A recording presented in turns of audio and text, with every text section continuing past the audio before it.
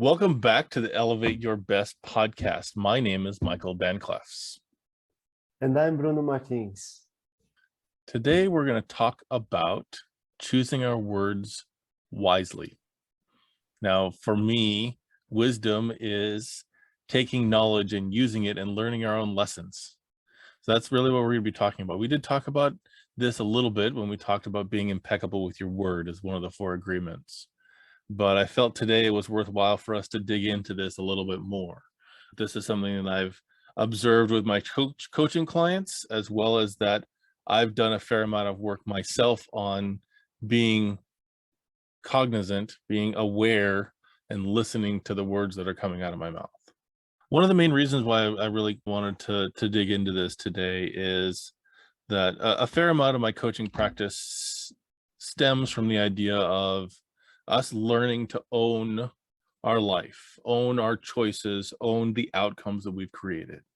In fact, in Jack Canfield's success principles, it's principle number 1 is you have to own 100% of your life.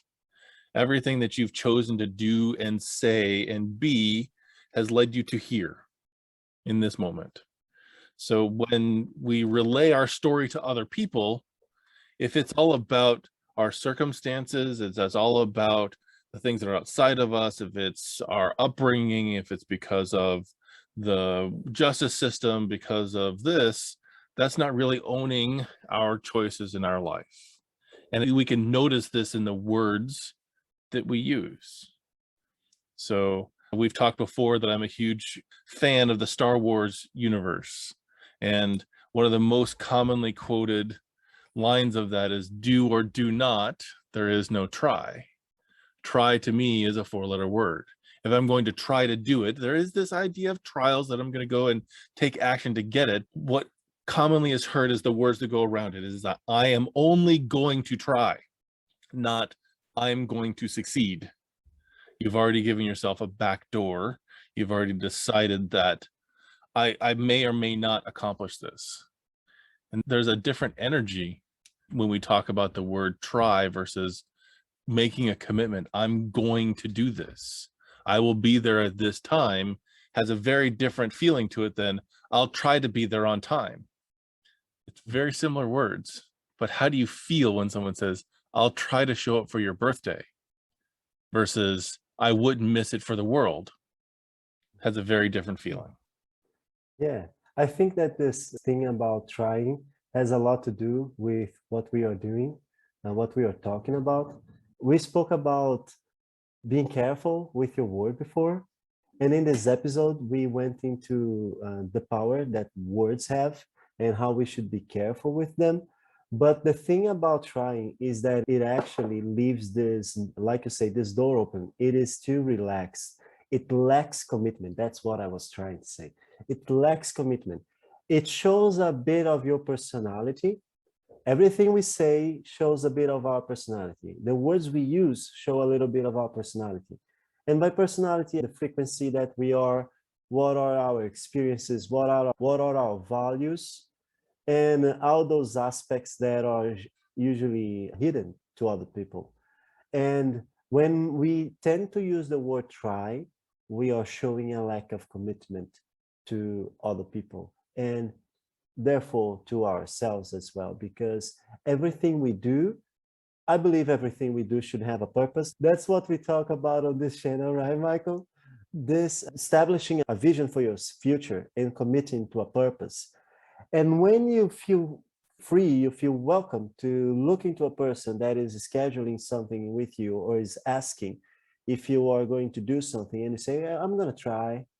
You are showing that your actions are not aligned with your purpose, because if it were, you would know if you would actually do it or not. I don't know if that was clear. Was that clear, Michael? Yes, I get the point that you're trying to make there. It's why, once again, in the pillars of my coaching practice, preparation is before commitment, because knowing what you're committing to is very important. Asking questions and getting clarity before saying, yes, I'm going to do this is very important. And that's where try can come in, is that I'll try to do it, is that you're making a commitment before what you're committing to. So that is where some of that challenge comes in, and versus doing a little bit of research, doing a little bit of preparation, having some questions that you're going to ask allows you then to determine whether you're going to do it or not. In when we use a word like try, we are really deciding ahead of time that failure is okay. In fact, failure is almost inevitable, which is very different than I will be there at this time. You're setting yourself up to where success is inevitable because you just determine that you're going to do it. And that's where kind of the commitment part comes in, is that as soon as that try word flips that commitment, it's no longer a commitment. It's not even quite a promise. It's I'll think about it when I get a chance. And I've mentioned this before, is I had this conversation with my fiance of being an obligation versus being a priority. And in my mind, it's neither of those. That she in our relationship is not an obligation or a priority. It's a commitment. And that word holds a lot more value and weight for me, is I am here because I'm choosing to be here, and I will be here into the future. That's what I've committed to. So Yes. where else does this play out? And that try is actually one of those big ones that kind of gives me the heebie-jeebies whenever I hear it, because I know right then and there that it's someone who's saying yes because they feel like they are obligated to say yes, but they really don't want to do it, or that they don't feel confident enough that they can accomplish it. And if they're going to try to do it, they're not at the point where they have gathered enough information to know whether they will do their best to succeed at it or not. Let me, before we go into, I like this idea that you just mentioned now of saying yes without having the intention to. I think this is an important topic. But right in the beginning, before you spoke even about trying, you spoke about something as well. I don't remember exactly what it was, but it made me think about a conversation I had the other day with a friend when she said something like, she said this, oh, I'm bad with numbers. She said this hidden agreement, I'm bad with numbers. And then I was explaining to her, okay, I understand you might actually be bad with numbers. That might have a situation that you might not have the experience. But when you say that, it's like you telling a story to yourself, because something that happened, experience that you had, and you just decided to believe in it, and you now tell this story to yourself, and this works like a self-hypnosis. So every time you say to yourself, I am bad with numbers, that is in the situation happens that it requires you to deal with numbers, you repeat that hypnosis to yourself, I am bad with numbers, and then you put a lousy attitude, you go into with a lousy posture, you put into a lousy actions, you have lousy results, and you say, okay, yeah, you see, here is the proof, more support for your belief that you are bad with numbers, and then you self-hypnose yourself. This is something that I think it's very important for people to be careful with the words that you say to yourself, because you are the person that you have the more conversations with. The more conversations, there is nobody on your life that you will talk more than yourself. And particularly in symbolism, every idea that we convey, emotional ideas and things like that to our subconscious mind, it just buys it. It just buys it. And we are not even aware. It's think like every one of us has photographed memory, and that our subconscious mind is just working on everything that we absorb. Maybe some of us has more consciousness of what they actually remember. They actually remember more, but all of us are just capturing everything. And every time we say something negative about ourselves, it's like when the Bible says that to be careful with your word because it can curse other people, it can curse yourself, something like that. The word is powerful. It mentions several times that there is power into the words, because there is power into the words, and we need to be careful with what we say. Absolutely. And so some of this also comes from, I watched Vanessa Van Edwards TEDx talk recently, and one of the studies that they did is they had people who are going to be singing a melody with the words there.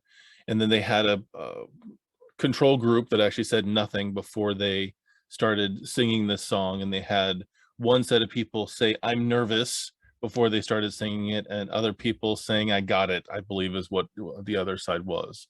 But very much priming for positive and priming for negative and then neutral. And they found that the people who were neutral, but if I remember the numbers, it was like 65 to 70% accuracy. The people that said, "I'm nervous," it was more like 45% accurate. And the people that primed themselves for positive of, "I got this," was like 80% accuracy, like a 15% shift either way, just by saying a set of words before they go in.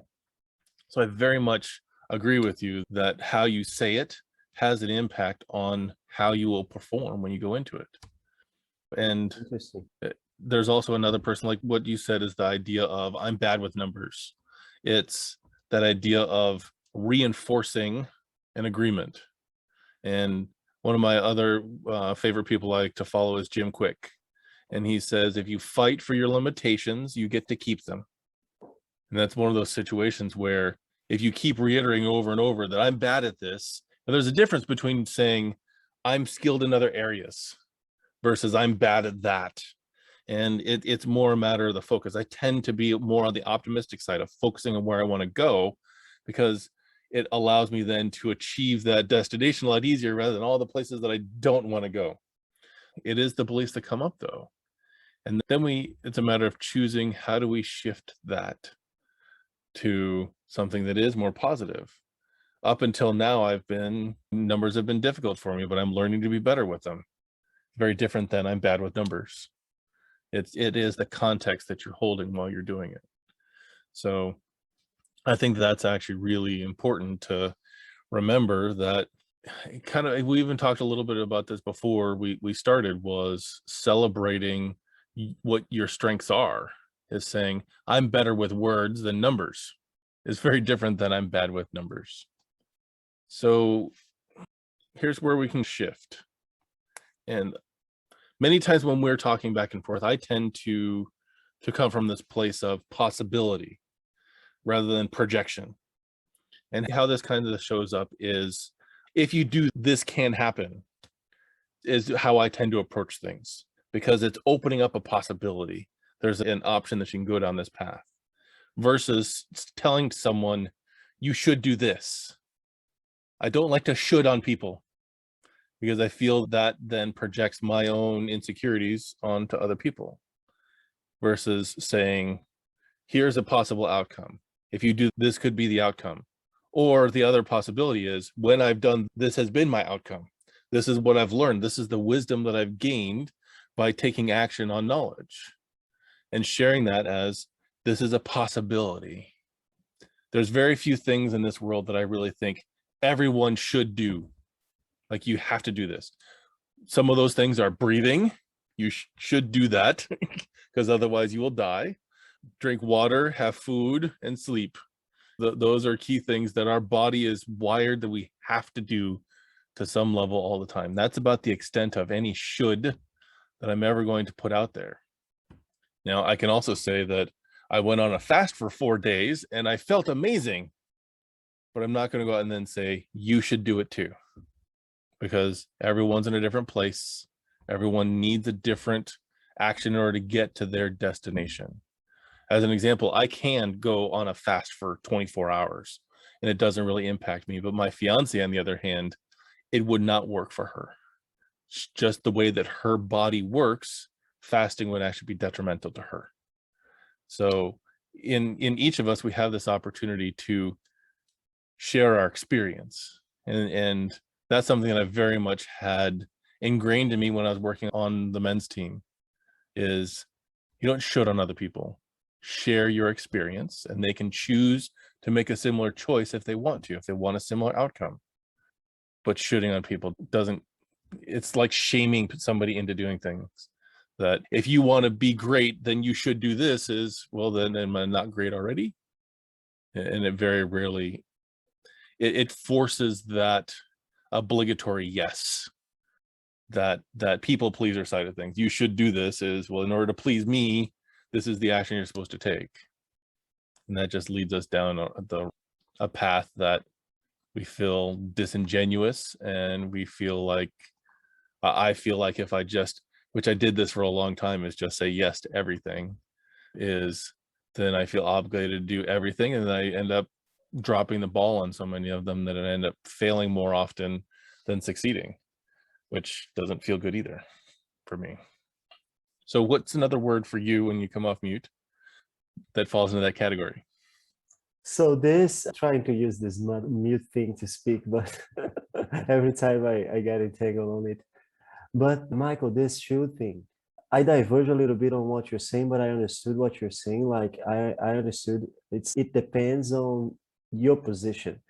I don't take out the whole should thing on the vocabulary. It actually feels like shaming people into doing things depending on your position. If you are a father and something better for your kid, you might say to them, you should do this. I see myself saying to my kid, you should do jiu-jitsu. But that is not a good example because they would probably grow up on the mat. They would be doing jiu-jitsu because they would be in the environment, in the community, mimicking. So perhaps you shouldn't say, even in some situations like that, you shouldn't say should to people. A father might be not a good example. What might be a good example? Like a CEO of a company has an employee. This employee is growing, has a lot of potential. This might become a C-level something. And then this person is mentoring, like you should keep accountability of this and that, and teach some things. Like in this specific scenario, that is what I want to say. If you are mentoring people into a specific process and you have a lot of intimacy, it's a personal connection. It's a person that is connected with you, that works with you continuously. I see some shoots being said.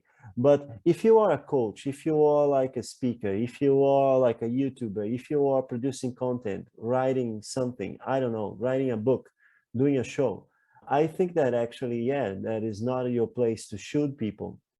Because some people even shame, like in events, I saw people shaming the audience several times into doing things, into agreeing, into raising their hands. Not everybody has the understanding of the leadership, like Tony Robbins, to get a room of thousands of people actively engaged, and they use methods that are not so cool. So yeah, you should not say, oh, it's part of the vocabulary.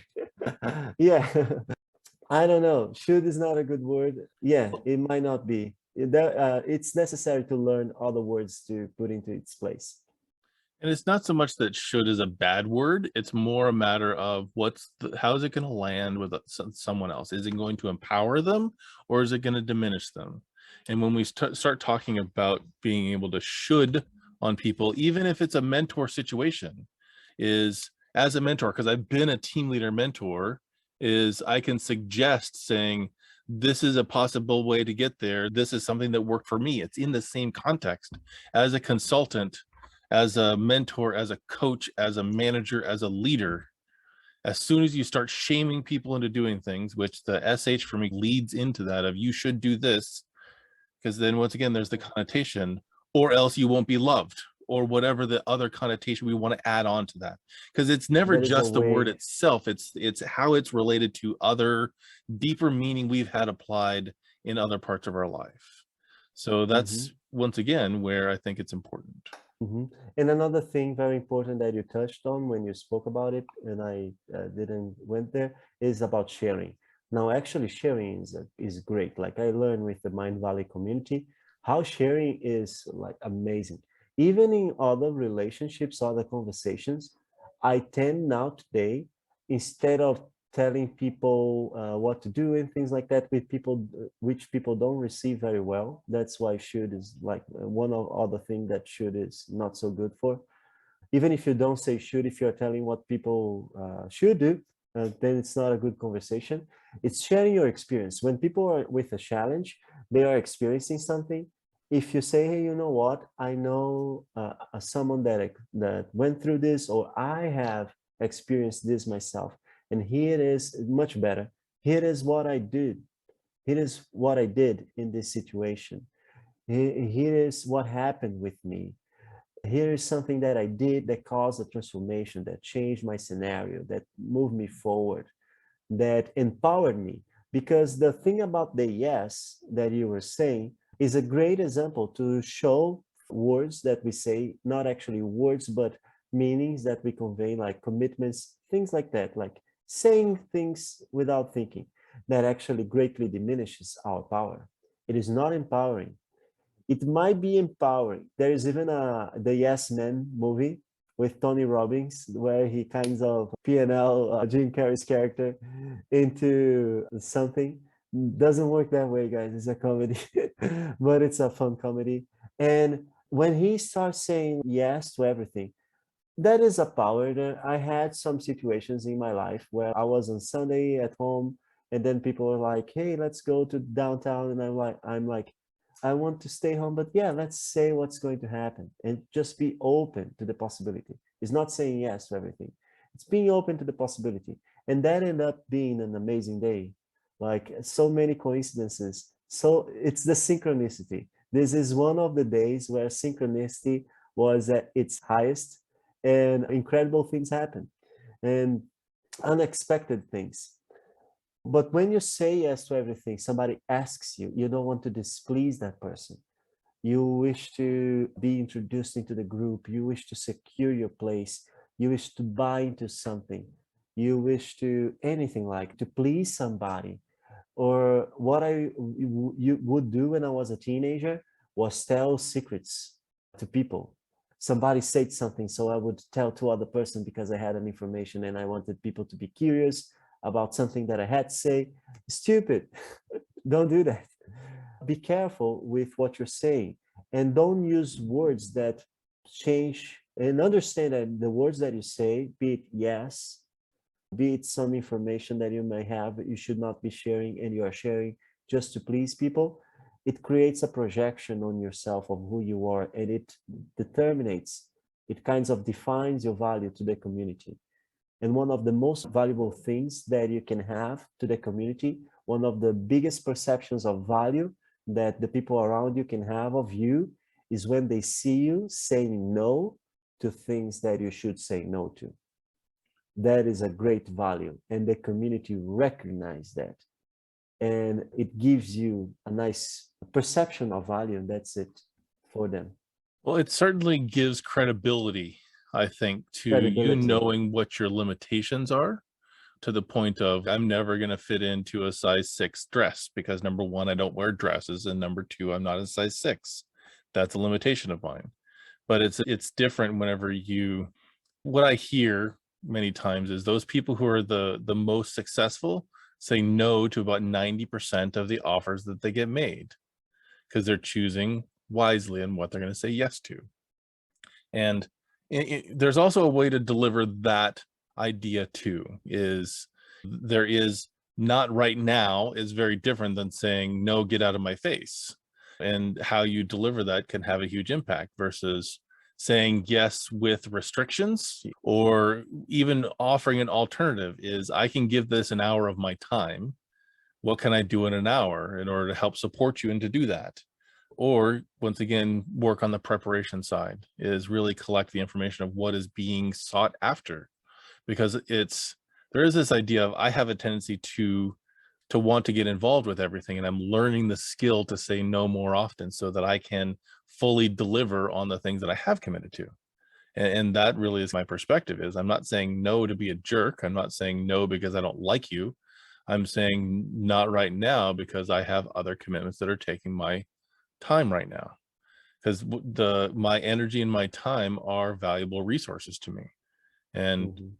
so in choosing the words around that is important. That's why these being choosy about how you respond to things.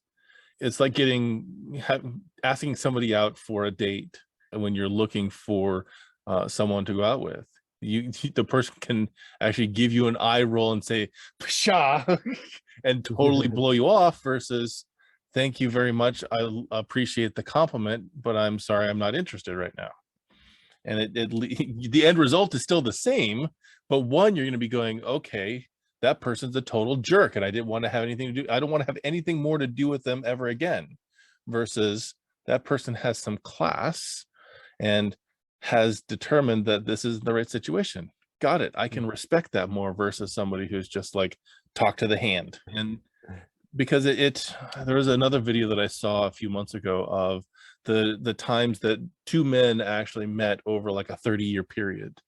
And what you say now can have an impact on your future. You may see that person a year from now, 5 years from now, 15 years from now, and how you treat them now will have an impact on how you are received later. So knowing that that whole legacy that you're going to lead is actually really important. So choosing your words wisely will have a huge impact on that. So getting that, just like when in my programming job is, I also do sales as well as support. And there are times that our customers have decided to use a different product. I'm not going to blast them for it. I'm not going to penalize or punish them for it. It's great. How can we help support you? This is what I can do for no money. This is what it's going to take if you know, how much money you need to invest with us to go this other route. Because the number of times we've had customers come back because of how they were treated, the words that were chosen, the way that we've actually approached and maintained that relationship was from a place of respect. So those words are not just respect on the outside, though. It's also respect on the inside and It's self-respect. about empathy. Empathy is part of it. So is compassion. It is about how I empathize with what you're going through. If I actually project vile vomit poison towards you, it's going to impact me as well. So why would I want to share it in the first place? But it's also this other part of, I think we've touched on it before, is the idea of those automatic negative thoughts. Those, since 80% of the thoughts we have are things we've already had before, and a large percentage of those tend to be negative. How do we change the internal dialogue that it is supportive and empowering? So then also then the words that come out of our mouth are similarly supportive and empowering to move us forward. So many of these words like try and should and the statements of I'm always bad at are coming from a different level of consciousness. It's coming from this place of being a victim of your circumstances, a victim of your choices, a victim of your surroundings, where we started off with this. And it may sound harsh, but it's been what I've observed is when you are blaming and shaming and putting off and redirecting to other things, that's coming from a place of victimhood. I'm out of work because the job market is total crap right now. If that were the case, how much time have you put in to find a job? What job are you willing to do for now to actually bring money in if you are broke right now, versus blaming the job market for me not having a job? You know, it's a different approach, and it's choosing those words wisely. Is I've applied at these 12 places and I haven't found the right one yet, is very different than I applied at these 12 places and all of them were horrible. And they, of course, I'm the gift for all businesses and they should have hired me. It's their mistake. Well, maybe you came off wrong. Maybe it wasn't the right fit.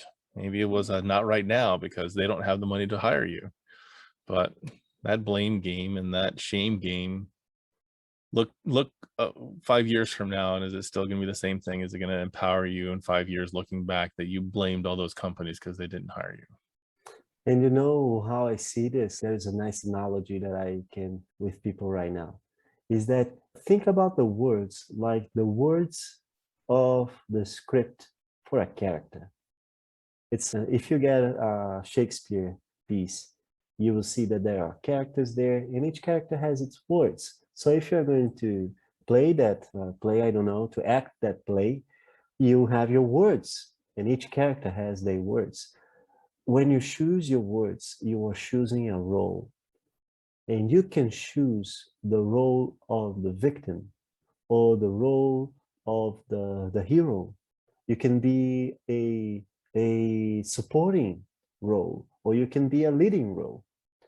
It's just for you to think, like when you're going to think, be mindful. What can help you in this moment, choosing your role? What can help you to choose your role in life?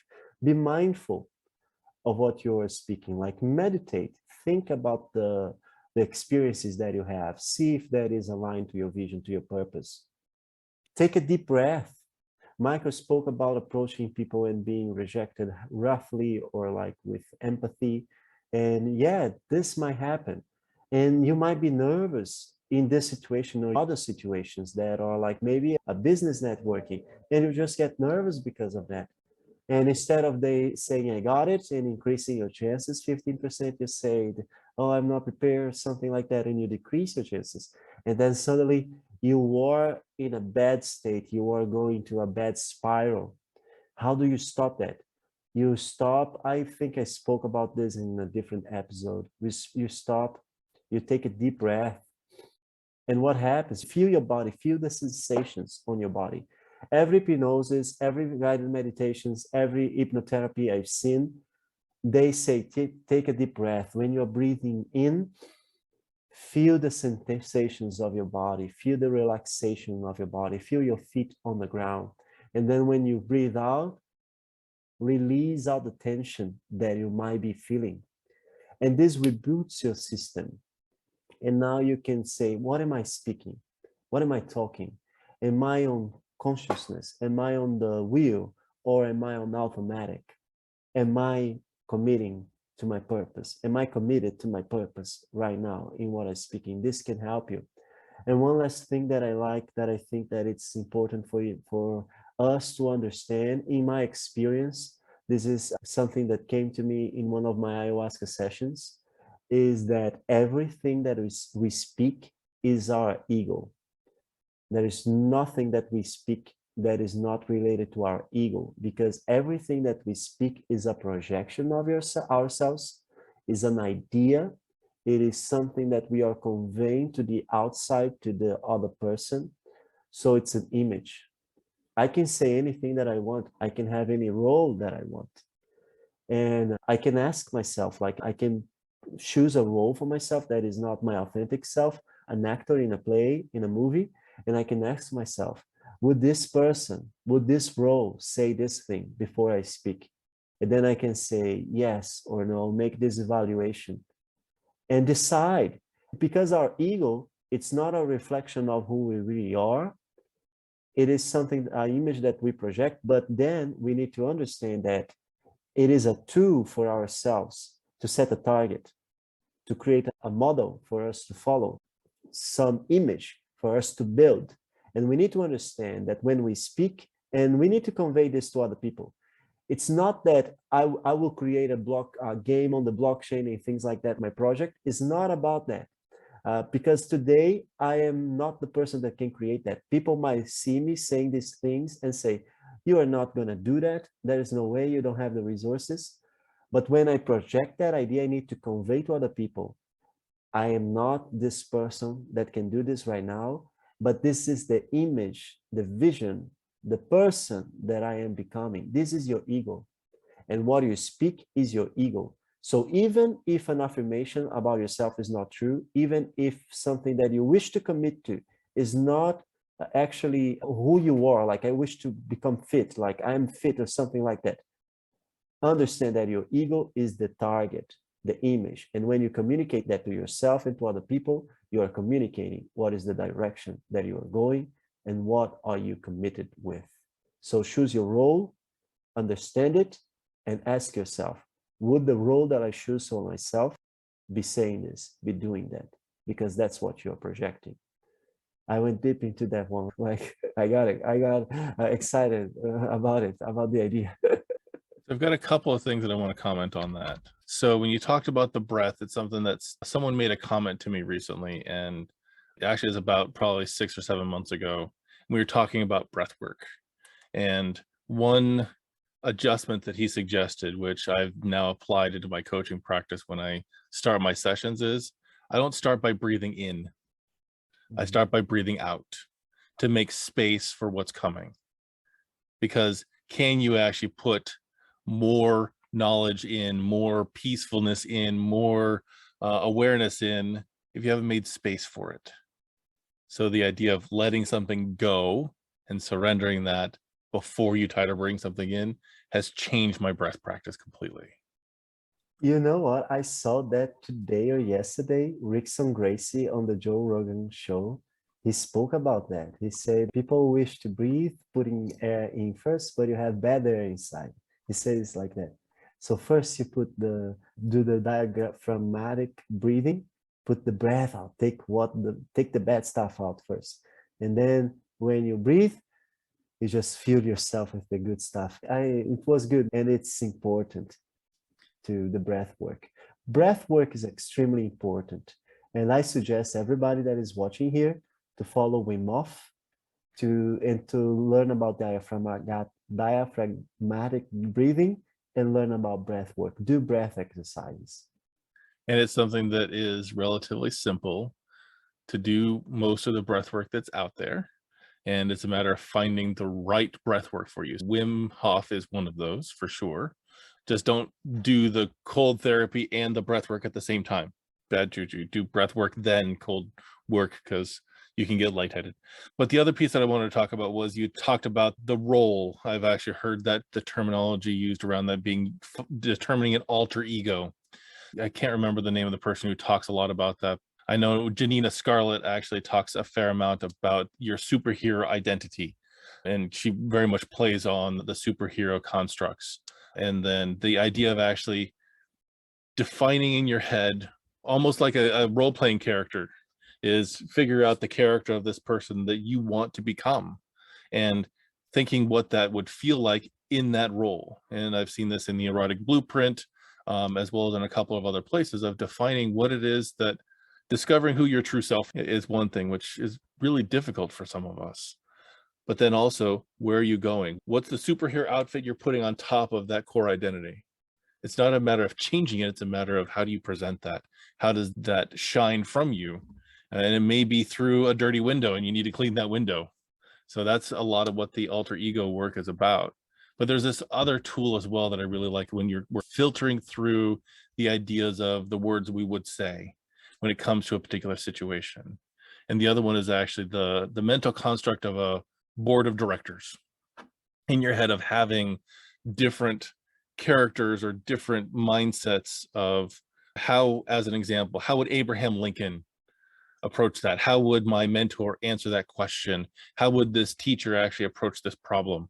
It's another way we can actually figure out what's the most empowering way to pull this off, and determining who those people are. As an example, for me, Albert Einstein is one of those people. Is if I want to think outside the box, he's the identity in my head that I think about, is how would Albert Einstein approach this? Similarly, for health and fitness, there are certain people that work out in a particular way, and that's actually the style that I want to work out in. So I'm going to maybe do some research on them or read one of their books or what have you to extract out how that actually would work for me. How can I apply the lessons that they're teaching so that I can move my life forward?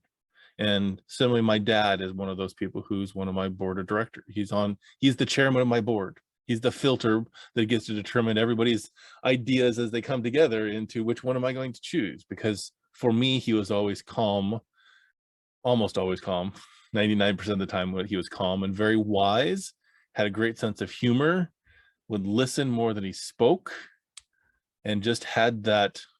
I'm still learning from the wisdom that he taught me, even though he's been gone for several years. He died a few years ago of cardiac arrest. So it's a matter of I've playing with each of those as a way that we can find a different filter, maybe not better or worse, but a different filter of how we want to approach things. And you spoke about your board of directors, Michael. Are you talking about that exercise where you go meditate and you visit like a place where you imagine a board that they give you advice and things like that? That is such a powerful exercise. Hard to understand, but very powerful. So the first time I had read about that was in Think and Grow Rich, when he actually talked about his mental board of directors. And I've applied that into Really? my life book as a whole. Is who is the board of directors for each one of my 12 categories? Who's the person that I would look to for advice? Hopefully there's at least one live person that I can do that with, someone that I knew personally. But if not, maybe it's Yoda. Maybe it is Abraham Lincoln or Albert Einstein or Julius Caesar. just really depending on whose energy I resonate with the most, whose story I resonate with the most is which aspect that I want to approach with that. In my board of the direction, my meta board, I don't use it very often, but when I imagine it, I imagine Queen Elizabeth, just because she's a woman of few words and seems like very strong and with take action. Yeah, I don't know. I like those traits and I try to be more like it, like the duty person. Tony Robbins, Richard Bliss Broke, which is from network marketing, and Jane Leach, which is all from network marketing, because I saw lots and lots of videos of them. So I have lots of information to have answers and to have their posture. And Jesus, just because Jesus was a very wise person. And I think that he had some nice teachings that he spread that we should think more. And it's very relatable with ancient nature knowledge and being emerged together. And you mentioned Julius Caesar. Julius and Marcus Aurelius, they are great characters. Like Julius Caesar is a great character. The things that he did, do you know the story about the pirates? Julius Caesar, when he was very young, he was kidnapped by pirates. They actually assaulted, I don't know where he was, but he was taken by pirates and they realized that he was an important family in Rome. And they decided to they told him that they are gonna ask for a reward for him. And they told them the reward. And he was like, that's an insult. How dare you ask for such reward? And then he told them to ask for a much higher value, that they would receive the value that they ask. And the pirate said, okay. And they asked for that value, they received. And he was in the best cabin. He was playing things with the pirates. He was not a prisoner. And he told to the pirates, Michael, in a discussion where someone affronted him, he told you be careful, I will crucify every single one of you.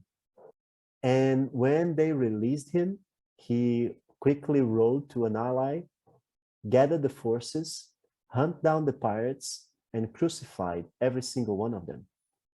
He was a young man. So for you to see that in that time, the dude had the eloquence to have his way on the pirates. He was a prisoner and have the vision and the certainty of what he was going to do and commit to his word and do what he said. It was something like, you can see how the character of the person, that's what I'm saying. You show the character. That was a much savage word. Things happen different. Today we are not crucifying people, but I hope not. Know what's happening going around in the world. I hope not. And we are moving to a world that has less and less of violence.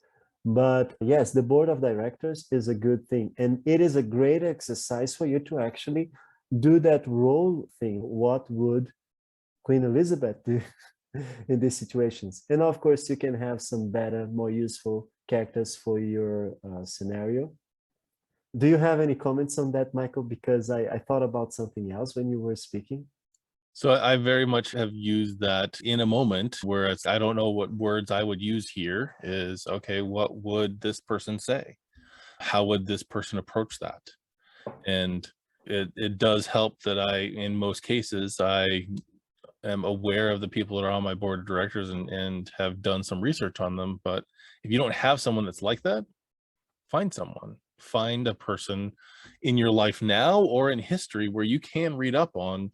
If, as an example, Leonardo da Vinci had his ways of learning, his intellectual style, you can read about what that is and then apply it in your life. If there's emotional intelligence that you want, it's great to read a book about emotional intelligence, but and having the notes around that, but who's a person who exhibits that? And when you're coming from that place of emotionally intelligent and compassionate and empathetic, finding a filter, and maybe that's a persona that you create in your head, is that this is how I want to approach the world.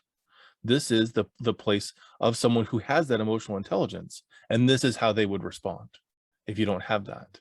So that's the alter ego concept, as well as we're looking at how do I want to show up? How is the being that's me, this spirit in this meat suit walking around, how am I going to be expressed? And as you said, the vehicle that tends to be the delivery method is our ego, yes. And it can impact how those words come out. So choosing that in the right context certainly has an impact. But Yeah. And what you said right now, it's interesting that you mentioned that we need to understand the difference, not exactly understand the difference, but understand this transition from words and attitude, words and posture. I think that particularly in this exercise of the board meeting and in everything that we are doing as well, of course, we need to be careful with the words, our words, and hear what people are saying, read a book, see an example.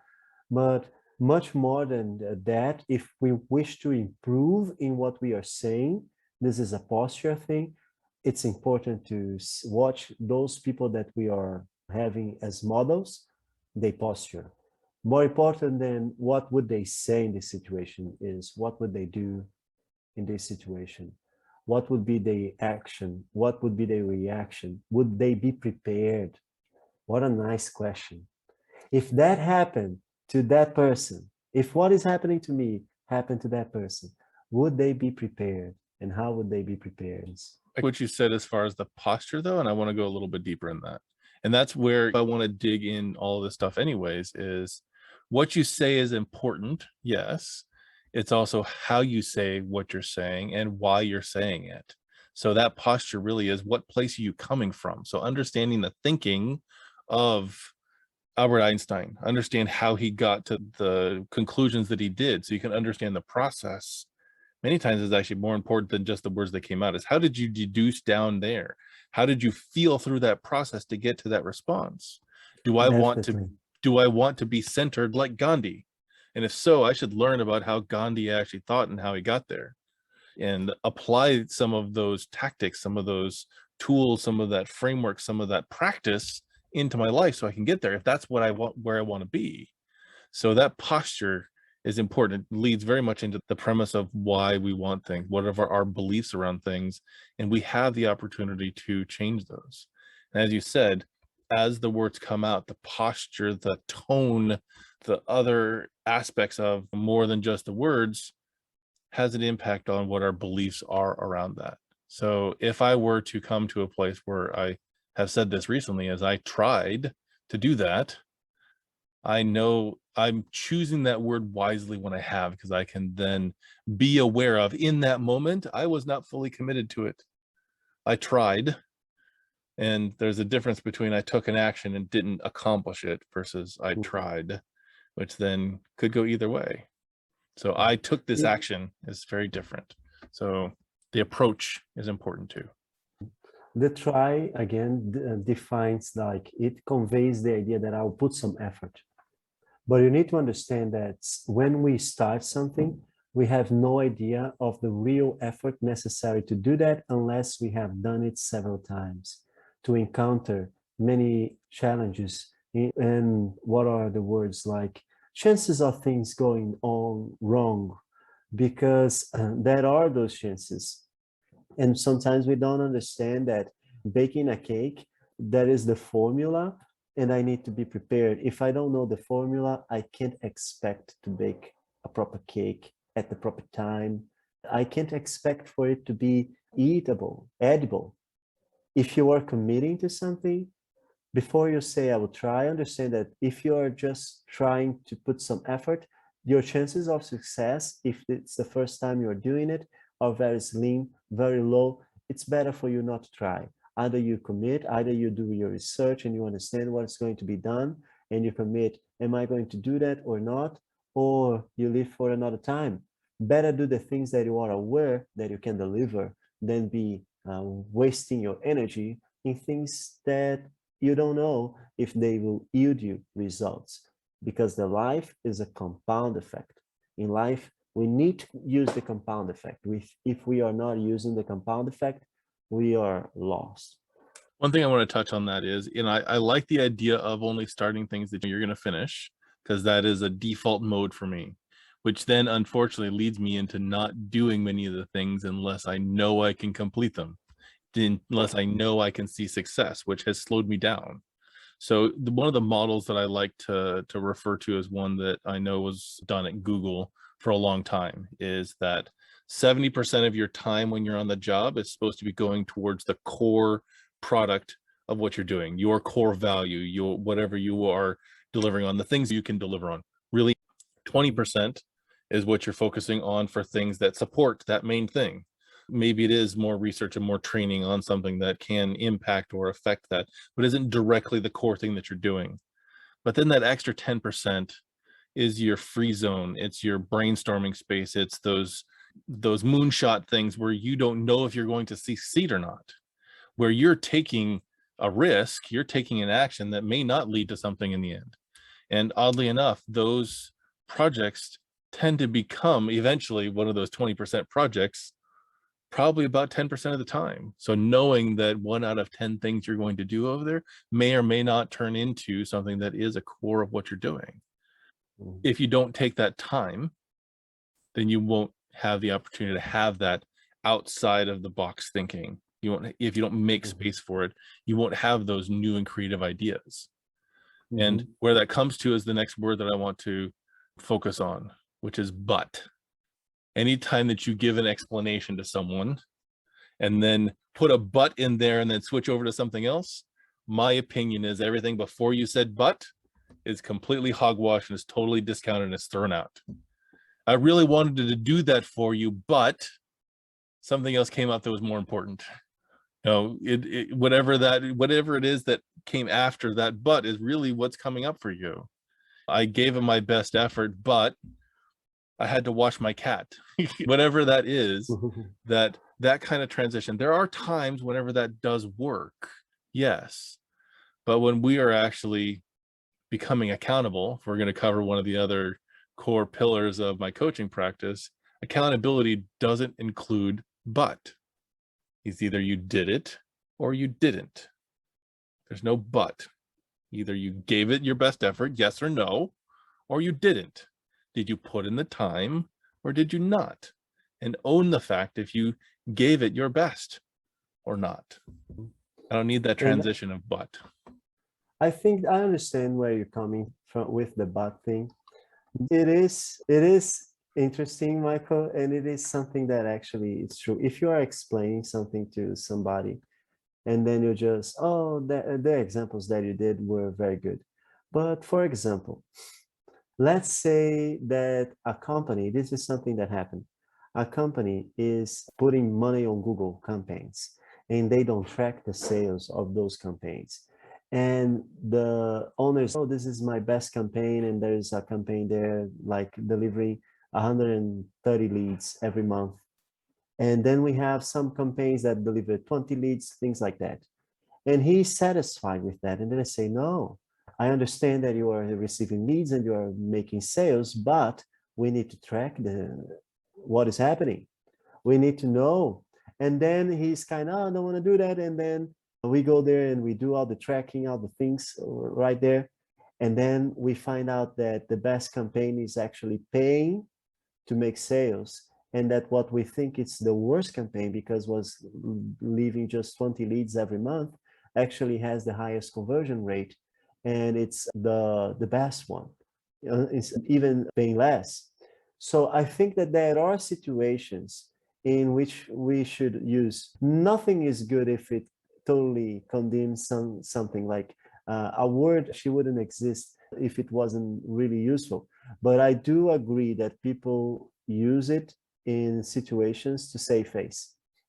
And Well, say even in like, yeah, but the I wanted to example that do you it. chose, even in the example that you chose is, I realize that this looks like the best campaign and we need to then track to see how well it's doing It and is a actually do the better metrics. It's an yeah. and, because otherwise you are celebrating something and then you're taking the celebration away. You did really great on that math test, but your English test so totally sucked. You It's lose creating a compensation. Oh, you did good here, but let's like, I understand what you're saying. It makes sense. We should be careful with what we're saying, choose our words carefully. And it does applies to buts, definitely. Yes, I And understand. Yeah, it's a deconstruction and reconstruction. That is a big path there. and like you said, these words are here in our language for a reason. And I'm sure in other languages, because I'm talking mostly about English, I'm not as fluent in Uh-huh. other languages to know the connotative reasons that go with those and actually have a different impact.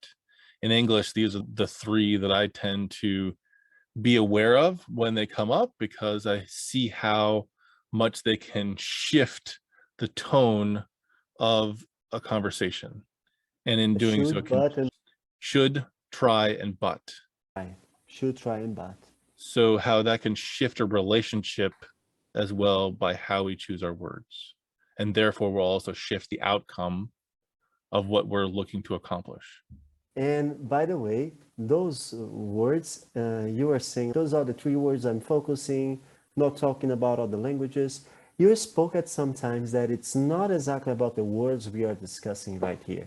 It's more about the thinking process, the posture, how those people would react. That's what when we touch on this, like the thinking process. What we wish to convey to you is be careful with the words you're using because they raise emotions into people. They might be creating comparisons. They might be putting someone down. They might be putting you down. You might be hypnotizing yourself to believing in something that is not actually true because you can develop any area of your life and all that. And another thing I wish to talk as well, to touch before we wrap up, I don't know, like the time is going on, but it is like the way I think my ideas. I mentioned before that I project what I want to say and I try to project that what I want, who I want to be, and I try to project that into people. Oh, uh, it's because the try thing there is I do an effort and I don't know if the person will receive what I intended to communicate. Your knowledge, you never know whether it's going to land or not. And it's not a matter of Mhm. try. You share your message. And as soon as you put try in there, you're making it an option for the person not to get it. So I am taking the power from myself. I'm limiting myself. It's not empowering. I got it. So I communicate to people who I wish to be. And the thing is that it is like, of course, I'm not, I wish to become a billionaire, not because of the billions, because of the projects that I can make with the billions. Like I don't have wish to be like, what is that Uncle Duck? Like that duck, Scrooge McDuck. I don't wish to have a vault full of coins to swim on it. I wish to have a lot of projects and to destroy social segregation in the world. And the funny thing, Michael, is that the other day, yesterday, I don't plan much for this because it's not something tangible right now, but if I think I take note on it. I was taking notes on space exploration. If I had resources, I would totally be doing space exploration. I would be probably investing into mining asteroids and leave terraformations and colonization to other people that are more interested, more into these things. And when I get my resources, when I have those resources, these things will be more advanced. There will be 3D printing into space and things like that. And if I wish I could get the window to explore asteroids. And then I was putting like, how could this be done? And we can create in the fantasy, in the cyber metaverse, we can create a fantasy will be the first universe that we'll create there because it's the most desired game environment for people to build a second life would be a medieval fantasy like Dungeons and Dragons. That is researching to that. But we would sure have a space exploration game and the economy on this, yeah, we will sure have a space exploration game and the economy in this game might fund real world space exploration, and we might have resources being created this way through the game and then shared with the community that has governance and things like that. So I already think like those possibilities because it's not like I need to get into this state where I would be doing those things And now that perhaps these plans never get into fruition, but I am always trying to learn and to improve and to get myself closer to this stage where I can execute those projects, where I can offer those opportunities. And there are some plans that are far ahead, and I just take notes on them, not to forget what was thought before. But there are some plans that are happening right now. Like Michael said, you need to balance. Your effort needs to be put into the things that you are so prepared and so committed that you are sure that will deliver results. And measuring this is an ability that you need to acquire. And sometimes one thing that is important that I forgot to mention before is that sometimes, not sometimes, but every time you make an investment, and working is an investment, saying that you try to do something is an investment. I'll try to make a cake. I'm making an investment. I might lose the cake, the materials. And the thing is, you need to understand that every investment that you make, the moment that you make it, you should only, what I have learned in my experience is that it is better, worth it to make the commitment when we understand. Particularly if you don't have experience and you're doing for the first, second, third time until you find enough data to make accurate predictions, is that when you put the energy, the resources, the materials, everything that is necessary, you need to, it's good to understand that, accept that those materials are lost. When you start to bake the cake, if it's your first cake, accept that you lost the materials and you lost your time, because the cake might go wrong. And if you didn't accept that from the beginning, you have created an expectation and you'll be frustrated. But if you accept that the materials were lost since the beginning, if you bake the cake and it's okay, you can eat it, it's edible, it will be a surprise. Because you didn't lose, you take them for lost already, and now they are there. If it becomes a good cake, it's a great surprise, because you thought that they were lost. You accepted that they were lost, and now they are not lost. They came back better, tasteful, with a very nice, good experience for you to have with it. I'm gonna poke at this just because it's something that's come up. Is if I invest in something, nothing is lost, it's invested. And there is going to be an outcome that I'm going to get from it. Either it's a lesson or it's the product that I'm aiming for. And I know that was a core of what you were trying to relate to us, is that once it's invested, it's there. It's actually no longer with me. It's actually in the project, and I get that. But if we believe in the idea of energy is never created nor destroyed, it only goes through form, into form, and out of form, you've invested in something's going to come back. There's going to be a product, even if it's inedible, but you will learn that didn't work, or you will learn that didn't work. So in that process is we invest our time, we invest our energy, we invest material objects, we invest a lot in a lot of different places. And if I were to put money into the stock market, knowing that money is lost, that doesn't give the energy that it's going to build to something bigger and better and serve me in the future. It's invested. Same thing with my time on this video podcast, with the time that I spent building content, with the lessons that I do on Mindvalley. That time to me is not lost. That time is invested. That's time that can compound, that can actually grow over time. I may not realize it right away, the investment coming back. I may not have my return on investment immediately. It may take a little while. Yeah. So I get that. And then where do we go from here? I think that, sorry, I was just going to say that about the transformations, that being careful with your word and meditating about everything that we spoke about, and actually choosing your words carefully can bring, I think it can help you with the community. We spoke about empathy. We spoke about perceptions of value. All those things, I think that those are great benefits that the person that is more careful with their words can expect. Where I've actually played with this the most actually began on the men's team, where there was a consequence for using a word that was disempowering. And that consequence was different for That's different great. people. And sometimes it's taking a tally of the number of times you say try, but, should for the day, and working on reducing that, and see how your life may shift by how you're able to present what you mean to other people with different words. Just like I also have the tendency to use a lot of curse words in my personal life. I don't in my professional life, and those can also be very disempowering, or they can be very powerful when they're used in the right place.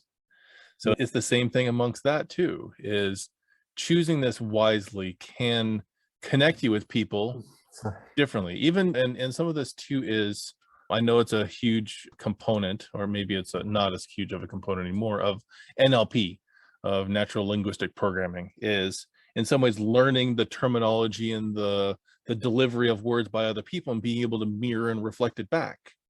And that comes from the listening enough to, or hearing well enough that you are listening to what they're saying and how they're saying it. And many times you can pick up where someone's coming from by how they deliver on it, how it comes out. If I say it when I'm slouched versus standing up strong and tall, you know whether I feel like I'm depressed or if I'm feeling empowered. If I'm doing it at a really slow pace, you can pick that up, that maybe I'm not in a good mood right now. But if I'm smiling when I'm saying I'm going to kill you, hopefully you know that I'm joking. Hopefully.